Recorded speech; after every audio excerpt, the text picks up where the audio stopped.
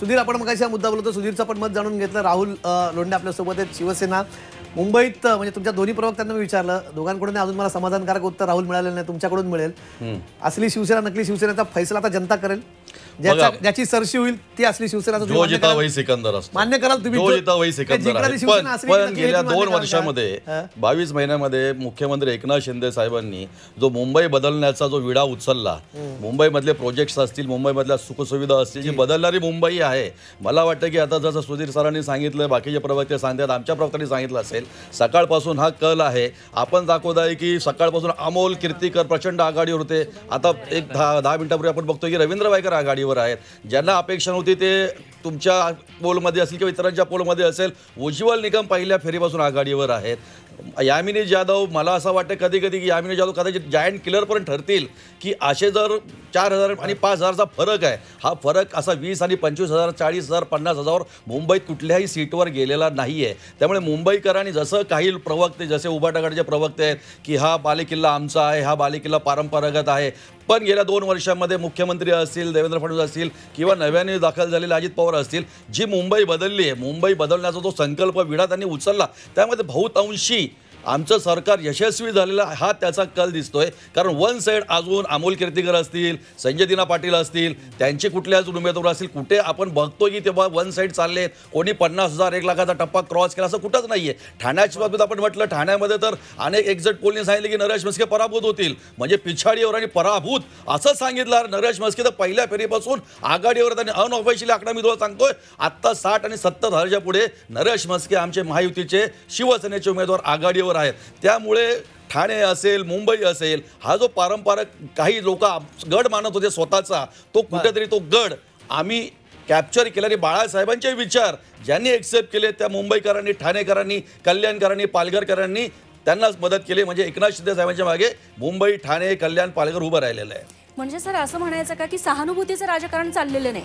मग ते जर चाललेलं नसेल तर मग आकडे महायुतीच्या बाजूने का दिसतात? फक्त ठाकरे गट नाहीये, आपण बघतो की काँग्रेस देखील 11 जागांवरती आघाडीवर आहे, ठाकरे गट 10 जागांवर, आणि राष्ट्रवादी शरद पवार गट देखील 8 जागांवर आघाडीवर आहे. हा कशाचा परिणाम आहे? आपण त्याच्यामध्ये मी एक सांगू शकतो की जसं तुम्ही आकडे येतात, चॅनलवर जे आकडे दाखवले जातात, प्रत्येक चॅनलवर हे निवडणूक आयोग जी फेरी जाहीर करतं ते रिपोर्टवर पाठवतात. जेव्हा आमचे मतमोजणी प्रतिनिधी आतमध्ये असतात, मशीन उघडली जाते आणि मग ते काउंट करून सांगतात सगळ्यापासून दमाने घ्या. आम्ही पण आता तुम्हाला थोडं दमाने घ्या, थोडे आकडे पूर्ण दमाने घेऊया. हेमलताजी तुमच्याकडे येतो, तुमच्याशी बोलतो. मला एकदा महाराष्ट्राचे आकडे आपण बघूया. आपल्या ओव्हरऑल महाराष्ट्राच्या जे विभागवार चित्र आहे ते आपल्याला बघता येईल.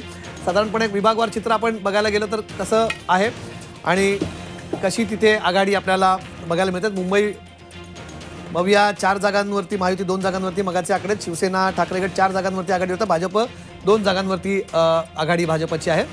हे मुंबईचे आपल्याकडे आकडे. पश्चिम महाराष्ट्राचे आपण आकडे बघूया. पश्चिम महाराष्ट्राचा गड शरद पवारांनी राखलेला आहे. 10 पैकी 5 जागांवर शरद पवार गट आघाडीवरती आहे. अजित पवार गटाचा पश्चिम महाराष्ट्रातनं धुव्वा उडवलेला आहे. तर सर आपण याच्याकडे, ह्या मुद्द्यावरती बोलणार आहोत. भाजप 1, शिंदेकडे 1, काँग्रेसकडे 2, अपक्ष 1 जागेवर सध्या आपल्याला आघाडीवरती दिसतोय. पश्चिम महाराष्ट्राचे चित्र आहे. मराठवाड्यामध्ये सध्या कुणी फार पुढे नाही आहे. महायुतीला 3, मवियाला 4 जागांवरती आघाडी आहे. संभाजीनगरमध्ये MIM आघाडीवरती होतं, मगाशी आपण बघितलं तेव्हा. भाजप 2, शिवसेना शिंदे 1 जागेवरती, राष्ट्रवादी अजित पवार 0, ठाकरे शिवसेना ठाकरे 2 जागांवरती, राष्ट्रवादी शरदचंद्र पक्ष पवार 1 जागेवरती, काँग्रेस 1 आणि अपक्ष 1 जागेवरती तिथे आघाडीवरती. विदर्भामध्ये आपण बघतोय 10 पैकी 5 जागांवरती काँग्रेसची आघाडी आहे. महाविकास आघाडीची 8 जागांवरती मुसंडी, भाजप 2, शिंदे 1, काँग्रेस 5, ठाकरे 1, शरद पवार 1 जागांवरती आघाडीवरती होतं. उत्तर महाराष्ट्रातही 8 जागा आहेत. भाजपकडे सर्वाधिक 4 जागांची आघाडी आहे. काँग्रेस 1, ठाकरे 2 आणि शरद पवार पक्ष 1 जागेवरती आघाडीवरती आहे. कोकणातलं चित्र आपण बघायला, कोकण आणि ठाणे मिळून 6 जागा आहेत तिथे आणि भाजप शिंदे गटाला प्रत्येकी तिथे 2 जागांवरती आघाडी आहे. भाजप 2, शिंदे 2, अजित पवार 1 आणि शरद पवार राष्ट्रवादी 1 जागेवरती आघाडी. एकंदरीत संमिश्र चित्र, पण तरी सुद्धा महाविकास आघाडीकडे एज आहे.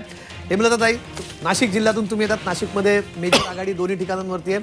केंद्रीय मंत्री तिथे पिछाडीवरती आहे. सकाळच्या चर्चेमध्ये कांद्याचा मुद्दा निघाला होता की 3-4 मतदारसंघांमध्ये अत्यंत महत्त्वाचा असणारा कांद्याचा मुद्दा, ज्याच्यामध्ये नाशिक, दिंडोरी, शिरूर 1 तत्वात धुळे 1 आहे. कांदा हा मुद्दा आहे. की ओव्हरऑल तुम्हाला वाटतं की देशातलं चित्र आहे एवढी लोकलाइज, म्हणजे महाराष्ट्रातली निवडणूक लोकलाइज होती, नाशिकमधली अजून जास्त आपण अल्ट्रा लोकल म्हणू शकतो ती, पण हेच मुद्दे होते की देशपातळीवरचा मुद्दा होता? नाही, निवडणूक लोकांनी हातात घेतली असं चित्र स्पष्ट दिसत होतं. आणि तुम्ही म्हणता तसा कांद्याचा प्रश्न इतक्या मोठ्या प्रमाणावर होता आणि त्या निवडणुकीच्या काळामध्ये गुजरातच्या बाबतीत एक निर्णय घेतला गेला, कर्नाटकच्या बाबतीत एक निर्णय घेतला गेला आणि महाराष्ट्रावर अन्याय केला गेला. सगळीकडे असणारी प्रचंड भाववाढ आणि सगळ्यात महत्त्वाचं म्हणजे विकासाचा मुद्दा कुठेतरी निवडणुकीतून बाजूला गेला आणि मग मंगळसूत्र असेल, मुजरा असेल, मेडिटेशन असेल आणि मुस्लिम असेल, मंदिर असेल, या मुद्द्यावरती जे इलेक्शन खेळलं गेलं ते लोकांना आवडलं नाही. आणि ज्या पद्धतीने फोडाफोडी केली गेली, मी तुम्हाला अगदी खात्रीने सांगते, कारण ग्राउंडवर काम करणारे आम्ही कार्यकर्ते आहोत, 32 ते 36 जागांपर्यंत महाविकास आघाडी जाणार आहे. म्हणजे जर महायुतीची तुम्ही आकडेवारी बघितली तर त्याच्यातनं ईडी, CBI, दादागिरी, गुंडगिरी, पक्षांची फोडाफोड हे जर मायनस केलं तर महायुतीची काय परिस्थिती झाली असती. इतका लोकांमध्ये डिस्ट्रेस होता. विकासाचा मुद्दा तर होताच, शेतकऱ्यांचे प्रश्न होते, महिलांवरच्या अत्याचाराचे प्रश्न होते. या सगळ्या प्रश्नांवरती लोकांनी पुढे येऊन मतदान केलं आणि मी बघितलं सकाळी 7 वाजल्यापासून ज्या रांगा लागल्या होत्या आणि उत्स्फूर्तपणे मतदान लोकांनी केलं.